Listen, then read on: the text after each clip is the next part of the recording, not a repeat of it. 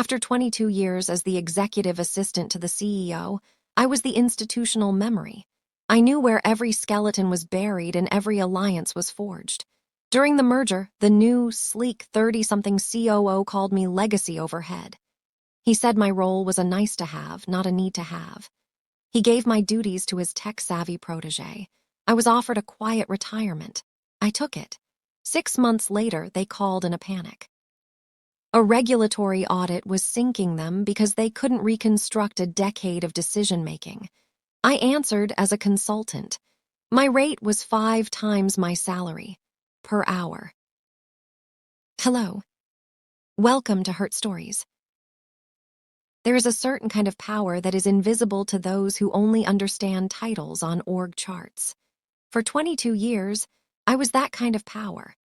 My name is Miriam Thorne, and I was the executive assistant to the founder and CEO of Alderson Corporation, Thomas Alderson himself.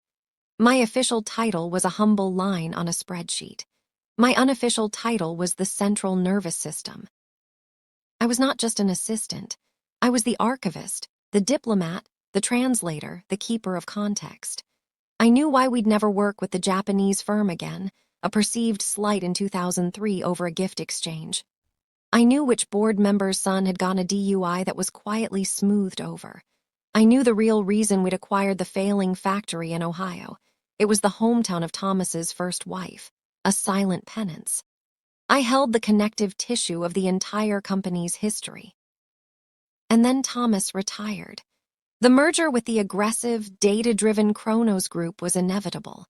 They brought in their own people, a wave of sharp-elbowed executives in their 30s and 40s who spoke in acronyms I'd never heard and worshipped at the altar of disruption.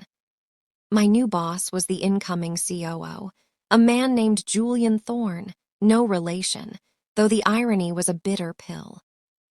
He was 40, impeccably dressed, and carried the serene confidence of someone who had never been proven wrong, because he was always the one writing the performance review. He called me into his glass-walled office, a space that felt more like a laboratory than a place of business. He didn't look up from his tablet for a full minute. Finally, he gestured to a chair. "Miriam, we're doing a full operational efficiency analysis, streamlining."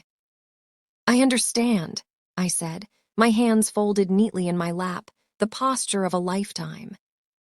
"Your role," he continued, his voice devoid of malice, just pure, chilling analysis, "falls into a category we're calling legacy overhead.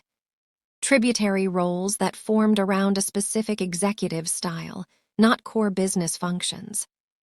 I blinked. Legacy overhead. I was a line item to be depreciated. "The future is agile," he said, finally meeting my eyes.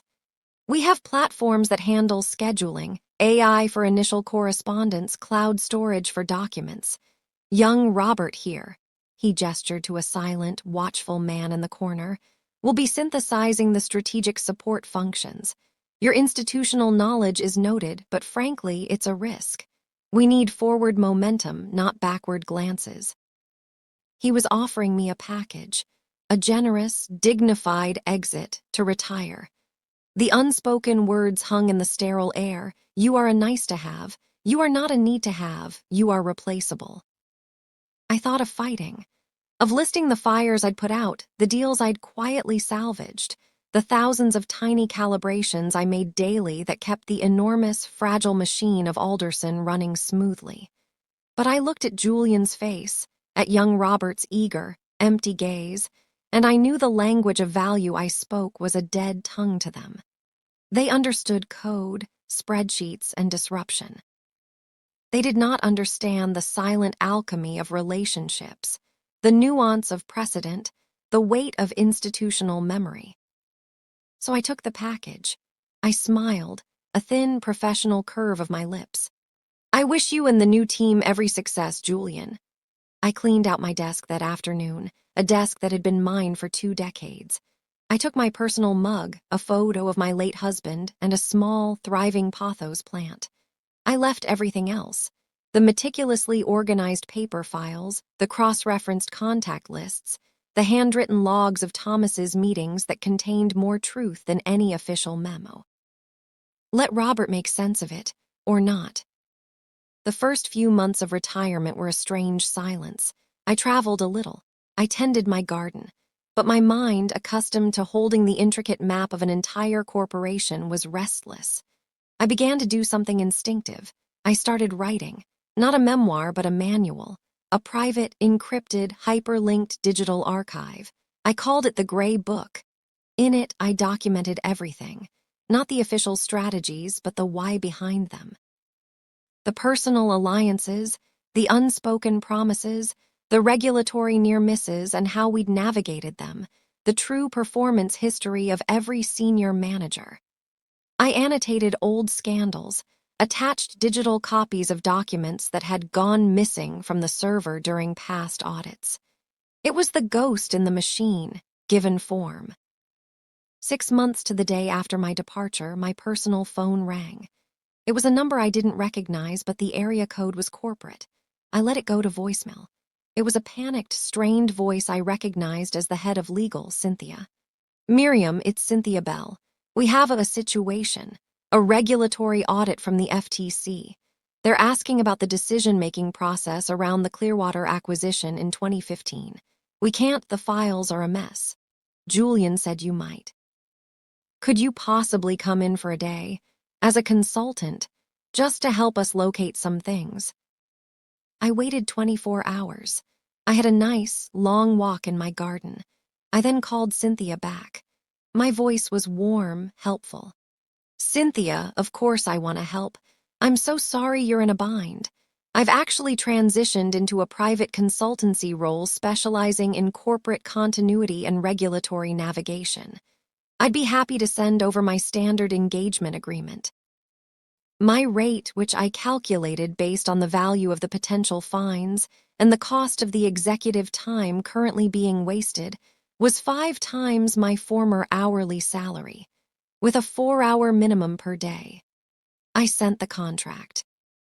There was a stunned silence from their end, then frantic whispering. An hour later, a countersigned agreement appeared in my inbox. They were that desperate. I did not go to the office. I told them I worked remotely. From my sunroom, with my pothos plant now thriving in a bigger pot, I accessed the company's server with my new, temporary consultant credentials. It was a disaster. Robert's streamlined system was a series of disconnected, poorly labeled digital folders. The soul of the company had been scrubbed away, leaving only hollow, dataless shells. The FTC auditor was asking about Clearwater, a fraught acquisition that had been a pet project of a now-retired board member. The official minutes showed unanimous approval. The truth, which lived in my gray book and in the shorthand of my old desk calendar, was that it had been vigorously opposed by Thomas on ethical grounds, but he'd been strong-armed. The due diligence had been rushed. There were environmental liability concerns that had been verbally waived by a regulator who was a college friend of the board member. A conversation that had never been documented, only hinted at in a thank you note for a golf game.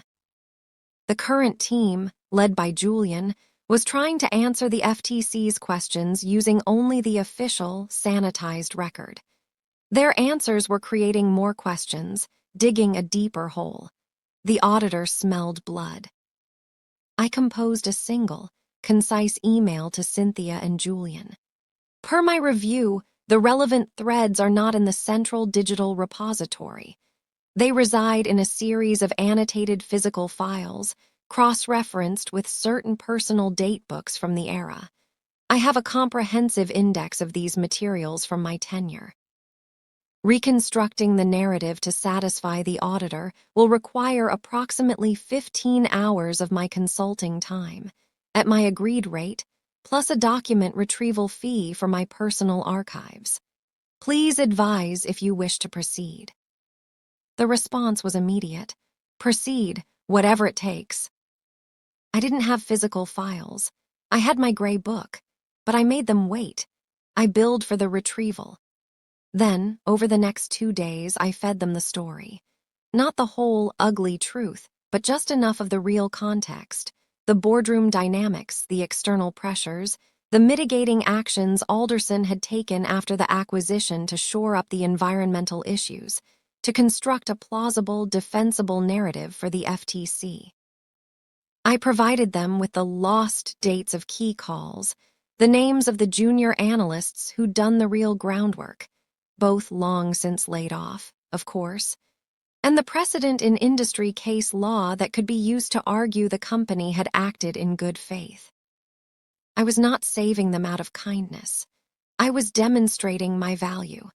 I was showing them that the legacy overhead was the only thing keeping the walls from crumbling under regulatory scrutiny. The audit concluded with a slap on the wrist, a minor fine.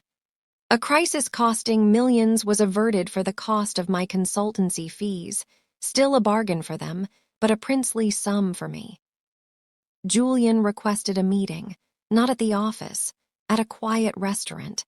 He looked exhausted, the sleek confidence sanded away. "Miriam," he began, "that was masterful. We clearly made an error in judgment. We'd like to offer you your old position back, with a significant raise, of course." I took a sip of my tea. "My old position doesn't exist, Julian. You were right about that. It was built for Thomas for a different era. That role was replaceable." He looked confused. "Then what?"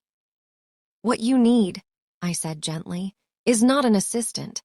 What you need is a corporate memory architect, a senior consultant on retainer with unfettered access, whose sole purpose is to ensure operational continuity, navigate complex legacy issues, and provide strategic context. I prevent fires. Robert, from what I saw, is very good at sending calendar invites once the blaze has started." I slid a new contract across the table. The retainer fee was astronomical. It included only 10 guaranteed hours per month, with additional hours at my premium crisis rate. It also had a clause granting me full autonomy in my work methods and a direct reporting line to the board's audit committee, bypassing Julian entirely. He read it, his face pale. "This is unprecedented." "So is the value I provide," I replied. "The alternative is the next audit, the next merger, the next crisis. And you'll be back where you were last week, but I may not be available. My calendar is filling up." He signed. They all signed. Now I work maybe 20 days a year remotely, from my sunroom. I am the most expensive, most sought-after resource in the company. I am invited to board meetings not as a note-taker, but as a presenter. When Julian is about to make a strategic move, he doesn't command me to schedule a meeting. He requests a briefing from me on historical precedent. Young Robert brings me coffee when I visit, his eyes wide with a new, fearful respect. They called me replaceable, so I made myself irreplaceable, not by clinging to an old role, but by recognizing that the true value I possessed, the deep, tacit knowledge, the nuanced understanding of the human machinery beneath the corporate shell, was a unique and critical asset. I didn't fight to keep my seat at their table. I built a new, higher table and sold them the tickets. I transformed from legacy overhead into the most vital line item on the balance sheet, insurance for the corporate soul. The ultimate power isn't in being needed every day. It's in being the only one who can solve the problem that occurs once every 5 years, and knowing, with absolute certainty, exactly what to charge for it. Thanks for listening. If you want to hear more story like this, please like the video and subscribe the channel. Hit the bell icon to get notified.